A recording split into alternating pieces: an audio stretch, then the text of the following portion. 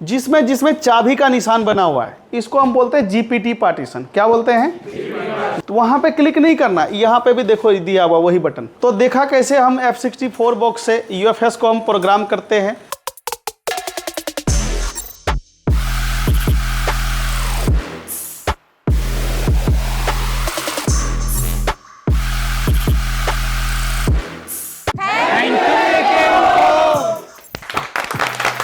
आज का जो क्लास है वो है F64 बॉक्स से हम कैसे डंप को क्रिएट करते हैं, मतलब कंप्लीट डंप कैसे हम बनाएंगे, ठीक है, उसकी प्रोग्रामिंग कैसे करेंगे UFS का। आज हमारा उसका क्लास है। कल हमने इंस्टॉलेशन, रजिस्ट्रेशन और अनलॉक करने वाले चीज़ें मैंने बता दिया था। आज का जो सिस्टम है हमारा वो है F64 बॉक्स को कैसे हम यूज करेंगे UFS के लिए, ठीक है। तो यहाँ पे ध्यान दो। तो सबसे पहले क्या करना है, F64 सेटअप को ओपन करेंगे और बॉक्स को अपने पीसी से कनेक्ट कर लेना है। और ध्यान रखिएगा उसका जो USB है, क्या है, USB स्पीड जो है वो 3.0 से ऊपर होना चाहिए। क्या होना चाहिए? ऊपर होना चाहिए, ठीक है जी। अब बॉक्स हमने जैसे यहाँ पे कनेक्ट किया तो यहाँ पे आपको सीरियल नंबर मिल जाएगा। इससे हमको क्या पता चला कि बॉक्स जो है वो हमारा सिस्टम से कनेक्ट हो चुका है। चलो मैं इसको यहाँ पे आइडेंटिफाई करता हूँ। अब देखो यहाँ टिक आया, USB क्या आ रहा है, 3.2 आ रहा है। क्या आ रहा है? 3.2। अगर ये 3.2 से 3.0 से नीचे वाले स्पीड में लगाओगे तो स्पीड भी कम आएगा और अगर चलेगा भी तो एरर काफ़ी ज़्यादा आपको देखने को मिलेगा। तो यहाँ पे मैंने कनेक्ट कर दिया। अब UFS लगाना है अडेप्टर में और बॉक्स के साथ कनेक्ट करके आपको यहाँ पे कनेक्ट करना है। ये दिख रहा है ना, आइडेंटिफाई करना है। वेट करो, देखो यहाँ पे क्या है, ये सक्सेसफुली कनेक्शन दिखाया। अभी मैं इन्फॉर्मेशन आपको दिखाऊंगा। देखो ये पूरा इन्फॉर्मेशन आ चुका है। इसमें कुछ सेटिंग होते हैं जो मैंने कल बताया था, यहाँ से चेंज कर सकते हो। तो अब यहाँ से सबसे पहले देखो मैं यहाँ से इन्फॉर्मेशन दिखाता हूँ। देखो यहाँ पे हमें ध्यान देने वाली बात क्या है, जब भी हम UFS को यहाँ पे आइडेंटिफाई करते हैं, ठीक है, आइडेंटिफाई करने के बाद दो तीन चीज़ें मैं आपसे इन्फॉर्मेशन बता रहा हूँ। पहला तो देखो यहाँ पे UFS क्या है, UFS कनेक्शन सक्सेसफुली दिखा रहा है। उसके बाद यहाँ पे क्या कह रहा है, गियर सपोर्ट कर रहा है। क्या कह रहा है? देखो यहाँ पे गियर कितने पे ये स्टार्ट हो रहा है, अभी 3 पे। इस IC में कौन कौन से गियर सपोर्ट है, तो यहाँ पे देखो क्या लिख रहा है, गियर 1। HS का मतलब होता है high speed gear 1, high speed gear 2, high speed gear 3, ठीक है जी। और हाई स्पीड गियर 4 इसके अंदर जो है ये गियर आपको दिखा रहा है, लेकिन इसके अंदर सपोर्ट कितने तक दिया हुआ इस IC के अंदर, 3 तक। अब ये गियर चेंज कैसे करेंगे, तो यहाँ पे आओगे, देखोगे यहाँ पे गियर पे आओगे इस जगह पे, तो जैसे क्लिक करोगे तो आपको गियर यहाँ पे ऑप्शन दिखाएगा। दिख रहा है? देखो गियर 1 है, 2 है, 3 है, 4, 5, 6, 7 ये कनेक्ट नहीं होगा इस पे। जैसे अभी देखो मेरा बॉक्स यहाँ पे कहाँ पे सेट है, गियर 5 पे सेट है, ठीक है। अब मैं इसको आइडेंटिफाई करता हूँ। अब देखो क्या दिखा रहा है, वेट करो।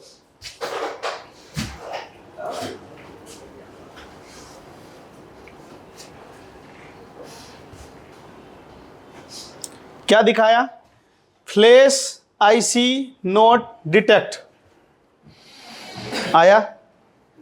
अगर कभी बार आपके ये बॉक्स के अंदर गियर हाई लगा हुआ है, अभी देखो मैंने कितना गियर पे सेट किया, 5 पे किया, तो ये काम नहीं कर रहा है। क्यों नहीं कर रहा है? क्योंकि ये IC के अंदर इतनी गियर का सपोर्ट नहीं है। समझ में बात आया? पहला चीज़ें समझ में आया। आप क्या बोलोगे? IC खराब है। क्या बोलोगे? बहुत सारे टेक्नीशियन यहाँ पे कंफ्यूज हो जाते हैं। फ्लैश IC नॉट डिटेक्ट यानी कि फ्लैश IC खराब है। तो हमें क्या करना है, तो वापिस से यहाँ पे या तो ऑटो पे रख दो या तो गियर 1, ये मैनुअल सेलेक्ट करना अगर कई बार कनेक्ट नहीं हुआ तो, ठीक है। तो हम यहाँ पे या तो कम चले जाओ या तो पहले से स्टार्ट करो। या तो 5 था ना, 4 लगा लो, फिर 3 पे जाओ, 2 पे जाओ, 1 पे जाओ, या पहले ही 1 कर दो। तो मैं 1 कर रहा हूँ, सीधा क्या कर रहा हूँ, क्योंकि कोई भी IC है 1 पे तो हो जाएगा। अच्छा यहाँ पे भी अगर कनेक्ट नहीं हुआ तो भी आपके पास आता है, सेटिंग आता है, मैं आपको बताता हूँ। अभी देखो अभी कनेक्ट हो चुका। जैसे ये कनेक्ट होगा अब हम यहाँ पे क्या देख लेंगे, इसके गियर सपोर्ट कौन कौन सा है, क्योंकि गियर 1 पे अभी स्पीड हमें कम मिलेगा। क्या मिलेगा, देखो वापस गियर HS गियर 3 तक इसका सपोर्ट है, तो मैं वापस से स्पीड अच्छा है इसलिए मैं गियर 3 पे ही इसको कनेक्ट करूंगा। समझ में बात आया, गियर का भान समझ में आया। अगर गियर 1 पे भी कई बार क्या होता है, जब IC आप रिवॉल्व करते हो UFS वगैरह पे, UFS पे एक्स्ट्रा हीट लगने की वजह से उसकी पार्टीशन गड़बड़ हो जाता है। ठीक है, उस कंडीशन में आपका कई बार गियर 1 पे भी अगर कनेक्ट ना हो तो आपको सेटिंग पे जाना है। तो यहाँ पे जो लिखा है ना एंड्रॉयड पार्टीशन एनालाइजर लिखा है ना, इसको यहाँ से हटा देना है। ठीक, हटा देना है। कब करना है, जब गियर 1 पे भी कनेक्ट ना हो तब की बात बता रहा हूँ। अगर फिर भी कनेक्ट ना हो, ठीक है, तो आपको वापस UFS पे क्लिक करना है और यहाँ सबसे ऊपर देखो ऑप्शन लिखा है slow read write bed MMC bed health UFS, तो इस पे भी क्लिक कर देना। अब यहाँ पे तो कनेक्ट हो ही जाएगा और इन्फॉर्मेशन दिखाएगा अगर आपका UFS ओके हुआ तो अभी तो मैं इस पे से भी हटा दूंगा और सेटिंग में जा करके यहाँ पे क्लिक कर दूंगा। अभी यहाँ का सेटिंग तो समझ में आ गया। हाँ, मैंने कल आप सबको ये पढ़ाया था कि कौन सी CPU में कितने पार्टीशन होंगे, UFS में कॉलकम में कितना होगा, मीडियाटेक में कितना होगा।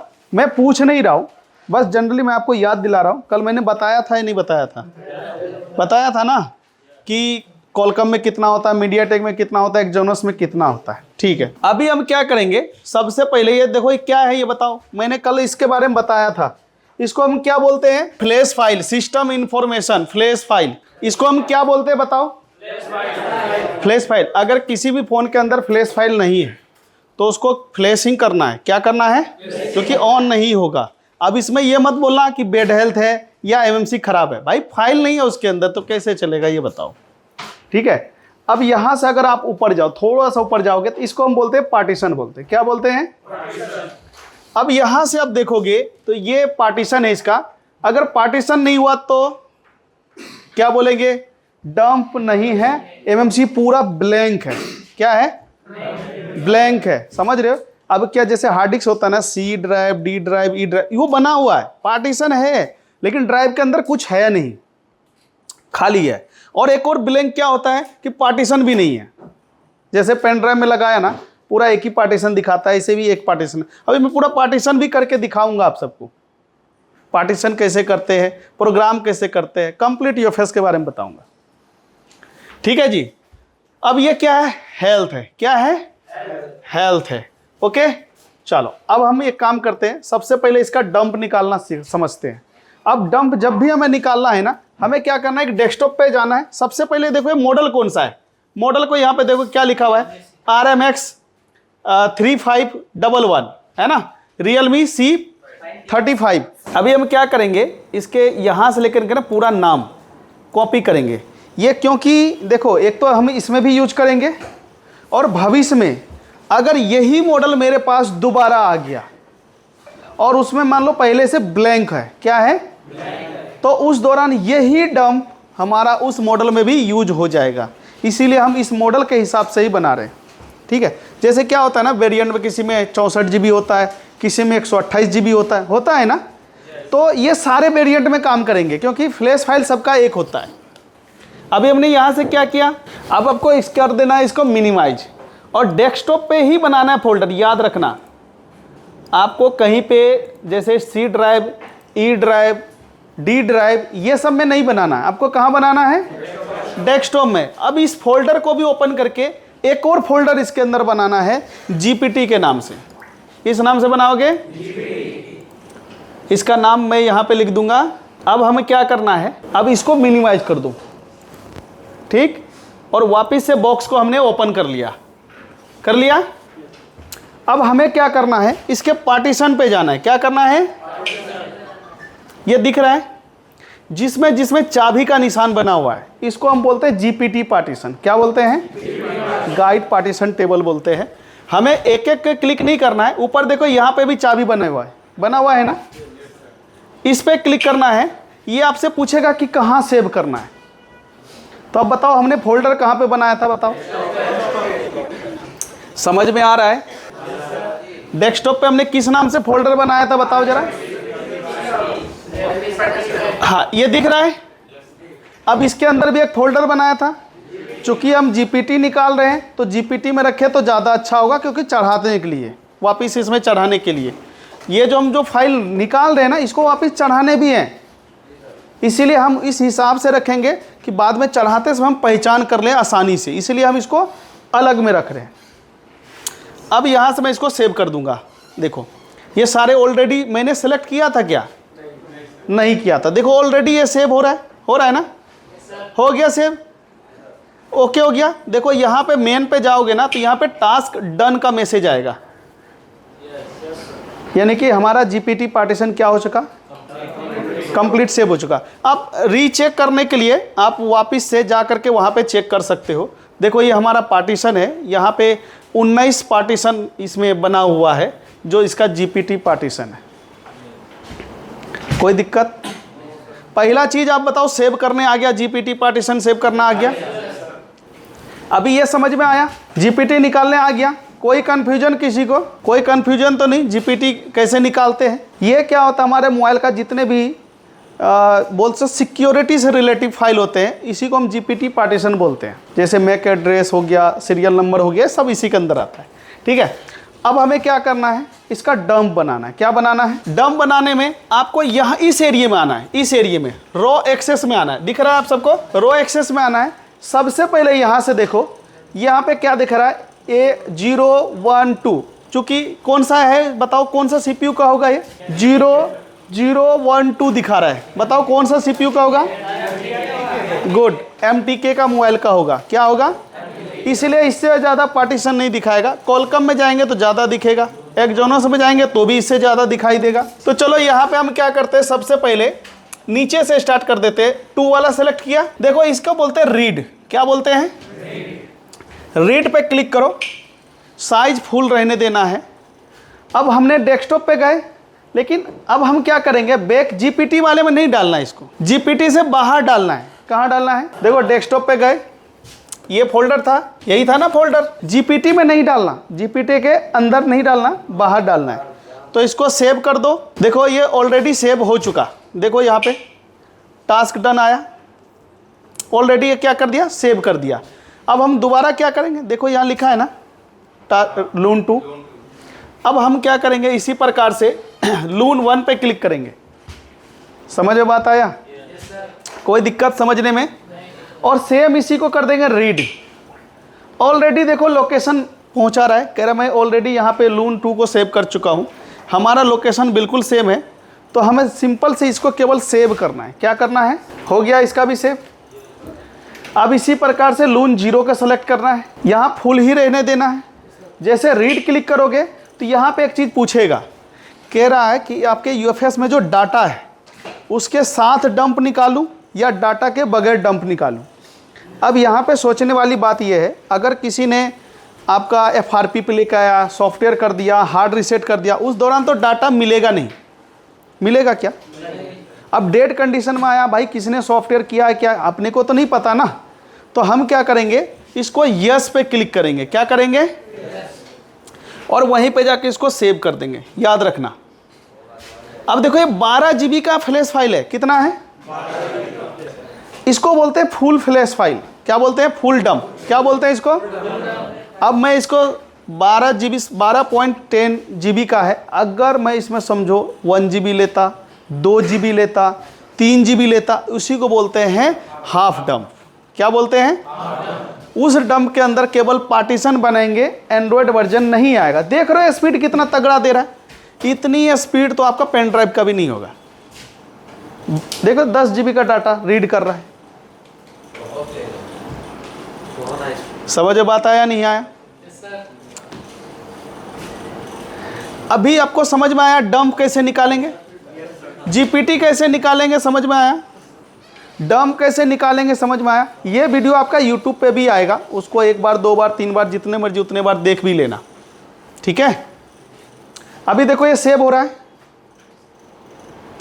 अभी क्या है ना, एक हम प्रोग्रामिंग कैसे करते हैं, यूएफएस को इरेज किया, पार्टीशन नहीं तोड़ा, उसका पार्टीशन को नहीं तोड़ा, हम उसको क्या किया, केवल इरेज किया, इरेज करने के बाद वापस उस फाइल को डाल दिया, तो इसको बोलते हैं रीप्रोग्रामिंग। एक होता है OTP अनलॉक करके उसको पार्टीशन बना करके, यानी कि कल का जो क्लास होगा ना, कल का, वो उस वक्त मैं आपको UFS चेंज और UFS पार्टीशन के बारे में पढ़ाऊँगा। समझ रहे हो ना बात को? तो बहुत एडवांस क्लास कल के बारे में मैं कल बताऊँगा आपको। तो इसमें देखो ये भी बहुत ज़रूरी है, ये आएगा तो ही वो समझ में आएगा। जैसे कल का आपका देखा तो आज थोड़ा अच्छा समझ में आ रहा है, आज का जब वीडियो देखोगे कर लोगे तो आपको कल और ज़्यादा समझ में आएगा, क्योंकि कल इससे ज़्यादा एडवांस होगा। तो अभी यहाँ पे देख लो UFS हमारा कंप्लीट बैकअप ले चुके। अब हमें क्या करना है, इस UFS को बिल्कुल ख़त्म इरेज कर देना है। क्या करना है? अब इरेज कैसे होगा? चाहो तो आप यहाँ से एक एक पार्टीशन को फिर सेलेक्ट करके यहाँ से इरेज बटन दबा दो, और चाहो तो पार्टीशन में जा करके यहाँ पे जब जाओगे तो यहाँ पे लॉजिक यूनिट नंबर आपको दिखाई दे रहा होगा, ये 0 है, 0 पे क्लिक किया, उसके बाद क्या आएगा, 1 आएगा, ये आया 1 और ये आया 2, आया ना।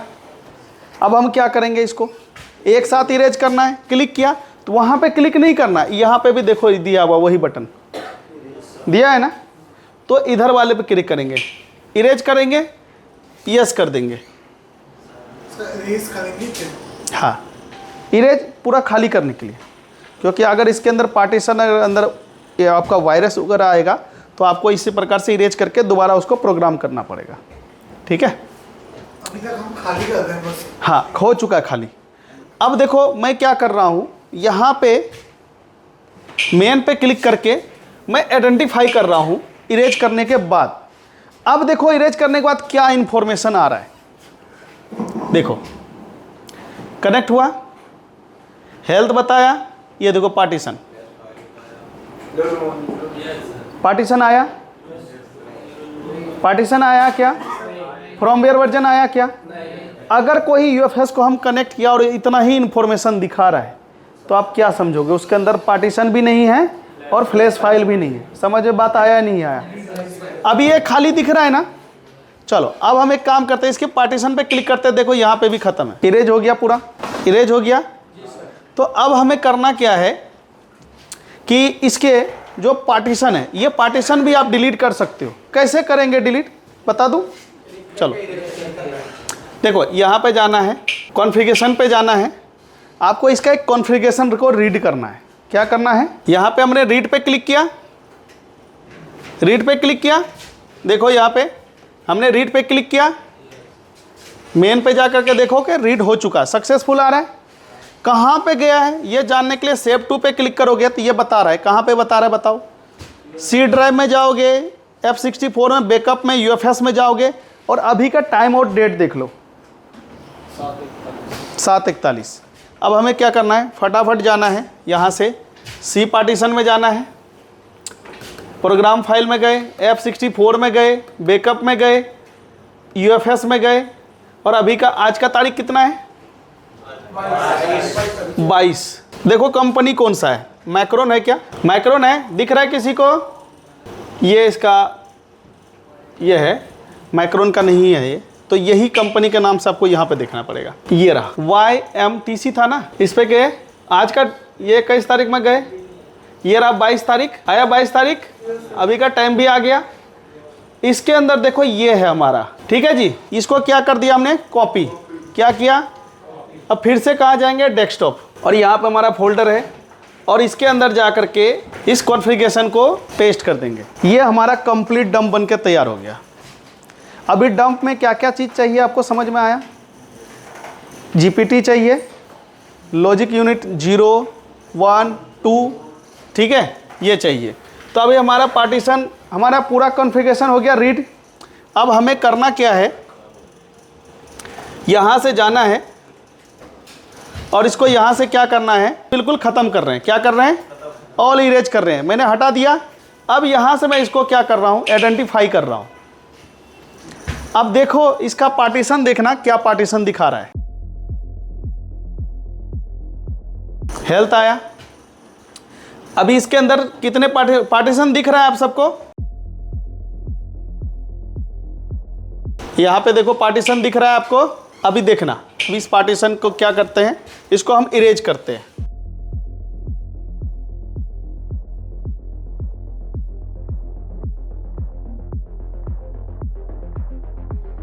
पार्टीशन गया इसका। केवल कितने पार्टीशन है? Single partition. देख लो यहाँ पे एक पार्टीशन है। अभी क्या हो गया, बिल्कुल ये ख़त्म हो गया इसका पार्टीशन। जो 0 1 2 बना हुआ था ना, वो पार्टीशन इसका बिल्कुल ख़त्म हो गया, सिंगल पार्टीशन बन गया। तो अब हमें क्या करना पड़ेगा, अगर इस स्थिति में भी आ गया हमारे पास, तो अगर मान लो किसी ने लगाया और इस स्थिति में कर दिया, फिर क्या करोगे? सबसे पहले पार्टीशन बनाओगे। क्या बनाओगे? अब एक बात बताओ, हम मीडिया टेक के लिए बना रहे तो कितने पार्टीशन बनाना पड़ेगा? कितने बनाना पड़ेगा? 3। तो अब पार्टीशन कैसे बनेगा, इस चीज़ का ध्यान दो। सबसे पहले क्या करना है, यहाँ पे हमें जाना है, फाइल को उठाना है। ठीक है, यस करेंगे इसको। कह रहा है आप कहाँ पे हमने बैकअप रखा था? डेस्कटॉप पे। ये रहा। अब इसको राइट कर देना है। देखो राइट हुआ क्या? हो गया राइट। अब हम दोबारा इसको आइडेंटिफाई करते हैं। बन गया पार्टीशन फिर से। कितना पार्टीशन बना? 3 पार्टीशन बना। बन गया। कैसे हमने पार्टीशन बिल्कुल हटाया, 0 कर दिया। ठीक है, तो आपके पास जब भी यूएफएस में ऐसा दिक्कत आए ना, आपको यहाँ पे ऐसे सारे पार्टीशन तोड़ के फिर से बना करके तब सारे बैकअप को डालना है। ठीक है जी। अब यहाँ ध्यान देने वाली बात यह है कि अब हमें इसमें सारे काम कर दिया, हमने इरेज भी किया, पार्टीशन भी हटा दिया, वापस हमने पार्टीशन भी बना दिया। अगर हमारा कॉलकम के लिए होता उसके लिए अलग पार्टीशन बनता, अगर एक्जोनस के लिए होता तो अलग पार्टीशन बनता। समझ में बात आ रहा है नहीं आ रहा है? तो अब हमें पार्टीशन बना लिया, तो अब हमें बैकअप इसमें चढ़ाना है। सबसे पहले यहाँ ध्यान दो, ऊपर क्या लिखा हुआ है? लून 0। क्या लिखा है? तो आपको लून 0 पर डबल क्लिक करना है। कर दिया। यहाँ पे देखो लून 0 किस पे लिखा हुआ है? ऊपर से सेकंड, ये आ रहा है। अगर वैसे गिनती करेंगे 3rd। यहाँ पे सिंगल रो में रखना है आपको। कहाँ पे रखना है? अब हम क्या करेंगे, 1 पे क्लिक करेंगे और यहाँ पे 1 को सेलेक्ट कर लेंगे। इसी प्रकार से 2 पे क्लिक करेंगे और 2 को सेलेक्ट कर लेंगे। समझ में बात आया या नहीं आया ये बताओ। कैसे सेलेक्ट करेंगे बताओ? कोई कन्फ्यूजन? कैसे सेलेक्ट करेंगे? डबल क्लिक करके जो भी हमारा लून का यहाँ पे पढ़ लेना कि लून 0 है तो लून 0 को सेलेक्ट करना है, लून 1 है तो 1 को सेलेक्ट करना है, और 2 है तो 2 को सेलेक्ट करना है। सिंपल। अब यहाँ पे एक बार वेरीफाई कर लो, आपने कोई गलत तो नहीं चढ़ा दिया, कहीं 0 पे 1 या 1 पे 0 ऐसा तो नहीं है। तो यहाँ पे पढ़ो, यहाँ पे नाम देखो लिखा हुआ है ना, ओके है, वेरीफाई है। अगर आप बोलते हो सर जी सब चीज़ ठीक है, तो यहाँ पे क्या करना है, बीच वाले ऑप्शन को दबा देना है राइट, और यहाँ से करना है यस। ठीक है जी। अब देखो ये फाइल इसमें चढ़ाना स्टार्ट हो गया। अब ये फाइल चढ़ा के देखते हैं, चढ़ाने के बाद पार्टीशन और फ्रॉम वेयर आया या नहीं आया। ठीक है, अगर यहाँ पे पार्टीशन आ जाता है, फ्रॉम वेयर नहीं आता है, तो डंप पूरा नहीं चढ़ा, क्योंकि हमने तो निकाला पूरा है। समझ रहे हो बात को? तो देखते हैं, वेट करते हैं। ज़्यादा समय नहीं लगेगा, क्योंकि देखो लून 0 को ये राइट कर रहा है, और लून 0 के बाद आपको पता है ज़्यादा का है नहीं, है ना। तो वेट करते हैं ज़रा 2-4 मिनट। अभी समझ में आया आपको कैसे डंप बनाते हैं, इरेज कैसे करते हैं। इसमें कॉन्फ़िगरेशन फाइल लिए बगैर, समझ रहे हो ना, कॉन्फ़िगरेशन फाइल लिए बगैर पार्टीशन मत हटाना बिल्कुल भी। वैसे भी अगर कई बार आप partition file, configuration file read करना भूल जाते हो, तो इसके सी ड्राइव के अंदर बैकअप में ऑलरेडी ये रीड करके रख लेता है। अगर बाई चांस भूल जाओ तो वहाँ से कॉपी करके कॉन्फ़िगरेशन फाइल आप रख सकते हो। अब जितने बार भी आइडेंटिफाई करोगे ना, उतने बार कॉन्फ़िगरेशन फाइल रीड कर लेगा ये बॉक्स। समझ में बात आया या नहीं आया? तो अब यहाँ पे देखो कोई एरर तो आया क्या? कोई फेल नहीं आया। ठीक है, कोई एरर भी नहीं आया, कोई फेल्ड भी नहीं आया।